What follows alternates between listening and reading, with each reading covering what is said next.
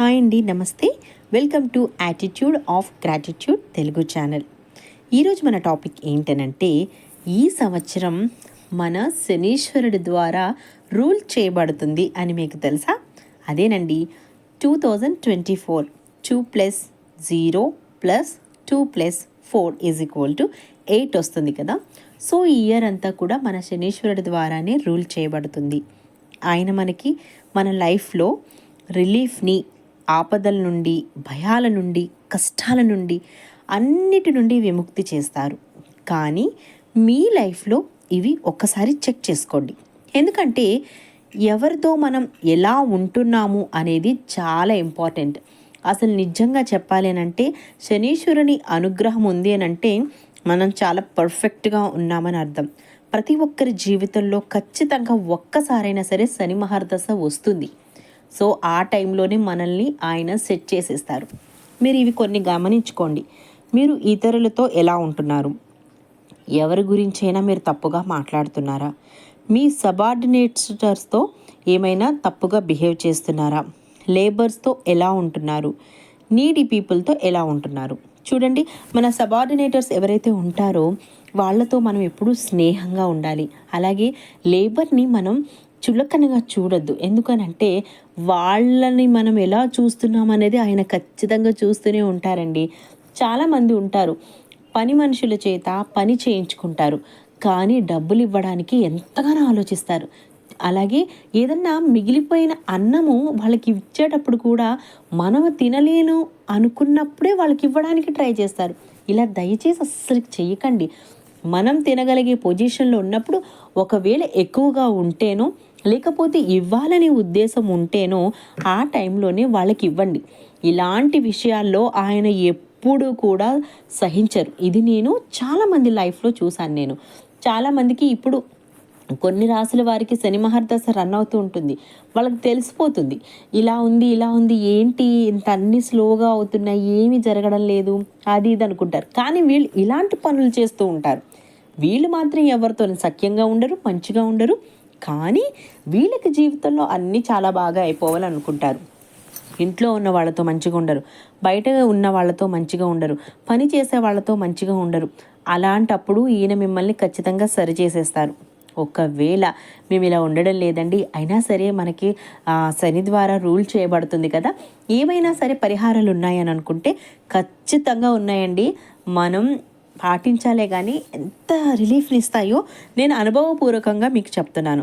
ఎప్పుడైనా సరే మస్టర్డ్ ఆయిల్తో మీరు శనీశ్వరుడి దగ్గర దీపాన్ని పెట్టండి. అలా పెట్టినప్పుడు మీరు కోరుకోండి, స్వామి నేను తెలియకో తెలుసో ఏదైనా తప్పు గనక చేసుంటే నన్ను క్షమించండి, అలాగే నన్ను మంచి దశలో అలాగే మంచి దిశలో కూడా నడిపించండి అని అడగండి. అలాగే చారిటీ పనులు ఎక్కువ చేయండి. మీకు అవసరం లేదు, మీరు వాడుకోవడం లేదు, అలాంటప్పుడు మీ బట్టలు కానీ వస్తువులు కానీ లేని వారికి ఇచ్చేయండి. ఇది ఆయనకి చాలా ఇష్టమైన పని. అలాగే ఎక్కువ దైవనామ స్మరణలో ఉండడానికి ప్రయత్నించండి. మెడిటేషన్ కూడా బాగా చేసుకోండి. దీనివల్ల ఏమవుతుందంటే మైండ్ కామ్గా ఉంటుంది. అప్పుడు మీరు ఏదైనా నిర్ణయాలు తీసుకోవాలనుకున్నప్పుడు ఆలోచించి ఆచితూచి మీరు నిర్ణయాలను తీసుకుంటారు.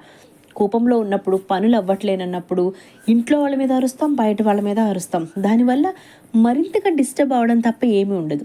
మీరు ఎప్పుడైనా డీప్గా మెడిటేషన్ చేసినప్పుడు ఏమవుతుందో తెలుసా?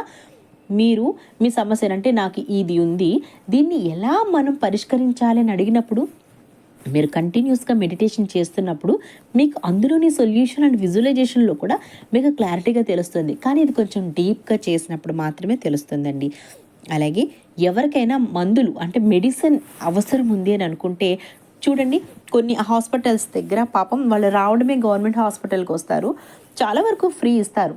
కానీ కొన్ని మందుల్ని వాళ్ళు కొనుక్కోలేరు, లేదా కొన్ని ప్లేసెస్లో పాపం కొనుక్కోలేని పొజిషన్లో ఉంటారు. ఏదైనా అంగన్వాడీ దగ్గరికి వెళ్ళినప్పుడు కానీ ఎక్కడైనా సరే మ్యాక్సిమం పాపం అక్కడ కొనుక్కోలేని వాళ్ళే అక్కడికి వచ్చి తీసుకుంటూ ఉంటారండి. అలాంటి వాళ్ళకి మెడిసిన్ని మీరు దానం చేయండి. అది కూడా ఆయనకి చాలా ఇష్టమైన పని.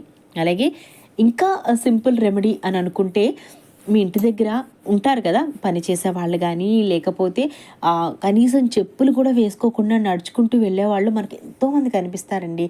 వాళ్ళని కూడా చాలామంది నేను చాలాసార్లు చూశాను, అడుక్కునే వాళ్ళు, తీసుకునే వాళ్ళు అంటారు. తప్పండి, అది చాలా తప్పు. అలా ఎప్పుడు అనొద్దు. వాళ్ళు కూడా మనల్ని ధర్మం చెయ్యండి అని అడుగుతారు, కానీ వాళ్ళు మనల్ని డబ్బులు ఇవ్వండి ఈ కైండ్ ఆఫ్ కాదండి. ఒకవేళ వాళ్ళకి తెలియక అలా అన్నా కూడా అది చాలా తప్పు. మనం అలా అడుక్కునే వాళ్ళు, బెగ్గర్స్ ఈ కైండ్ ఆఫ్లో చూడొద్దు. మనం ఒకళ్ళకి ఇచ్చే పొజిషన్లో ఉన్నాము అని అంటే మనం ఎంతో అదృష్టవంతులమండి. అలా ఇవ్వగలిగే పొజిషన్లో మనం ఉన్నామంటే ఈ తీసుకున్న వాళ్ళు గొప్ప కాదు, ఇచ్చిన మనము గొప్ప కాదు, ఇప్పించిన భగవంతుడే గొప్ప అనమాట. అందుకోసమనే ఏదైనా ఆయన కనుసన్నల్లోనే జరుగుతుంది. ఎటువంటి లా ఆఫ్ అట్రాక్షన్ కానివ్వండి, లేకపోతే మనం చేసే టెక్నిక్స్ కానివ్వండి, పూజ కానివ్వండి, ప్రార్థనలు కానివ్వండి, హోమాలు కానివ్వండి, ఆయన తలుచుకుంటే, ఆయన అవ్వాలనుకుంటేనే ఏవైనా అవుతాయండి. నేను కూడా ఇది నా శని మహర్దశ రన్ అవుతున్నప్పుడు నేను చాలా పాఠాలు నేర్చుకున్నాను. సో ఇవన్నీ నేను కొన్నిటిని చాలా ఎక్కువగా చేశాను, అందుకే మీకు చెప్తున్నాను. అట్ ద సేమ్ టైం ఇక చిన్న రెమెడీస్ అని అంటే, ఎవరికైనా బ్లాక్ కలర్ చెప్పుల్ని దానం చేయండి. ఓకే, దాని తర్వాత ఏదైనా బ్లాక్ కలర్ అంబ్రెల్లాని తీసుకొని మీరు దానం చేయండి. వీలైతే అసలు బ్లాక్ కలర్ని వేసుకోవడానికి అవాయిడ్ చేయండి. ఓకే, అంటే ఇయర్ అంతా కాదు నేను చెప్పేది. స్పెషల్లీ ఎప్పుడైనా సరే ఏదన్నా నెగిటివ్ అంటే ఎవరైనా చనిపోయారు, లేకపోతే వాళ్ళ ఇంట్లో ఇంకేదైనా ఇన్సిడెంట్ జరిగింది బ్యాడ్, అలాంటప్పుడు ఎప్పుడు బ్లాక్ వేసుకెళ్ళకండి. మీరు వేసుకెళ్ళే కలర్ని బట్టి అది ఎనర్జీ తీసుకుంటుంది. ఎప్పుడు వైట్ కలర్ వేసుకెళ్ళడానికి ట్రై చేయండి. అట్ ద సేమ్ టైమ్ ఇక చిన్న మంత్రం ఏంటంటే, ఓం శనీశ్వరాయ నమః అనేటటువంటి మంత్రం ఏదైతే ఉందో అది ప్రతిరోజు 108 సార్లు మీరు చదువుకోండి. దానివల్ల ఎంతో ఫలితం ఉంటుంది, ఆయన ఎంతో ప్రసన్నంగా ఉంటారనమాట. అలాగే కాకులు ఉంటాయి కదండి, కాకులకి అన్నం పెట్టడానికి ట్రై చేయండి. అంటే నాకు చిన్నప్పటి నుంచి మేము అన్నం తింటున్నామంటే కొంత అన్నం ఖచ్చితంగా పక్షులకి తీసిన తర్వాతే తింటాం. ఇప్పుడు కూడా అదే అలవాటు. సో మీరు అలాగా కాకులు మీరు అన్నం పెట్టండి. మన పెద్దలు కూడా వచ్చి తింటారు అని నమ్ముతారు చాలామంది అసలుకి. అలాగే ఇంకొకటి శనీశ్వరుని మంత్రం ఒకటి ఉందండి, అది కూడా మీరు చదువుకోండి. ఎలా అంటే నీలాంజన సమాభాసం అని చెప్పి ఒక స్తోత్రం ఉంటుంది. ఆ స్తోత్రాన్ని ప్రతిరోజు చదవడానికి ట్రై చేయండి. వీలైతే అసలు నవగ్రహాలకి మొత్తం సంబంధించినవి అన్నీ చదవండి.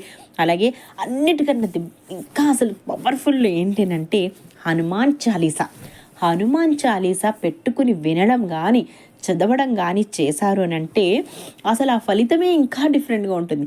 ఇవన్నీ చేస్తూ అది కూడా చేయండి. ఇది అన్ని చిన్న చిన్నవి. దీపం వెలిగించడం ఆవు నూనెతో, చారిటీ చేయడము, నీడీ పీపుల్కి మందులు ఇవ్వడము, అలాగే బ్లాక్ కలర్ చెప్పులు దానం చేయడము, అంబ్రెల్లా దానం చేయడము, మంత్రం చదువుకోవడము, కాకికి అన్నం పెట్టడము, ఇలాంటివన్నీ చిన్నయే కదండి. వీలైతే హనుమాన్ చాలీసాని కంఠస్థ పట్టేయండి. రోజు పెట్టుకుని వింటూ వింటూ వింటూ వింటూ వింటూ మీరు నేర్చేసుకోండి. అప్పుడు చాలా మంచి ఫలితాలను ఇస్తుంది. నేను చెప్పినవి మీకు కరెక్ట్ అనిపిస్తే ఈ పరిహారాల్ని పాటించండి. అలాగే సంతోషంగా ఉండండి.